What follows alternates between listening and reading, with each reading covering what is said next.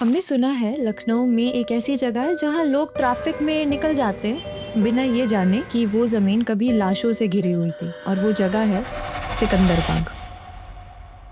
आज ये एक बिजी क्रॉसिंग पाथ है NBRI के पास, एक शान सी बिल्डिंग, घने पुराने पेड़, लेकिन 16 नवंबर 1857 को ये जगह जंग का मैदान थी। इस बाग को नवाब वाजिद अली शाह ने महफिल, म्यूजिक और आराम के लिए बनवाया था और नाम रखा अपनी वाइफ के नाम पर, सिकंदर महल बेगम के नाम पर। और फिर आया 1857 और ये बाग फोर्ट्रेस बन गया। रेबल सिपाही तैनात थे, बाहर से ब्रिटिश सेना आई, जनरल कॉलिन कैम्पबेल के अंदर। दीवार पर तोपें चली, एक ब्रीच बन गया और फिर सेना अंदर चली गई। लड़ाई इतनी नजदीक से हुई कि तलवारों और बेयोनेट से खून बहने लगा।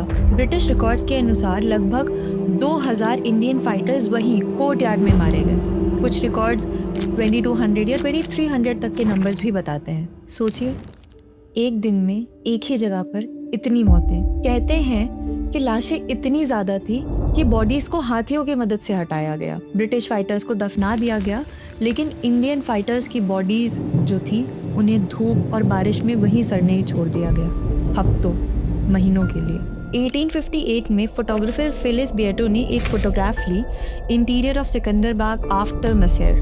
कोर्टयार्ड में सिर्फ स्केलेटन्स पड़े हुए थे और तब से ये सिर्फ एक बाग नहीं रह गया, ये एक याद बन गई। हमने सुना है कि आधी रात के बाद दीवारों के अंदर से अजीब सी आवाजें आती हैं, जैसे किसी के चिल्लाने की या किसी के बोलने की कि आगे भागो, या बूट्स के घिसने की। कुछ लोग बोलते हैं कि पेड़ों के नीचे कुछ शैडोई फिगर्स दिखती हैं, कोई चेहरा नहीं, बस एक इंसानी फिगर। और गर्मी की रातों में अचानक से कुछ स्पॉट्स पर एक अजीब सी हेवीनेस महसूस होती है। यहाँ एक और कहानी जुड़ी है, ऊदा देवी पासी की। कहते हैं वो पेड़ पर चढ़कर ब्रिटिश ऑफिसर्स को शूट कर रही थी। जब वो नीचे गिरी तब लोगों को पता चला कि स्नाइपर एक्चुअली में एक लेडी है। आज भी उनकी पहचान यहाँ पर लगी है। एक तरफ ब्रिटिश मेमोरियल, एक तरफ ऊदा देवी की मूर्ति और बीच में वो सिकंदर बाग जो कभी लाशों की नदी थी। लोग बोलते हैं कि यहाँ पर फ्रीडम फाइटर्स की आत्माएं हैं जिन्हें कभी अंतिम संस्कार का सुकून नहीं मिला। पर सच क्या है?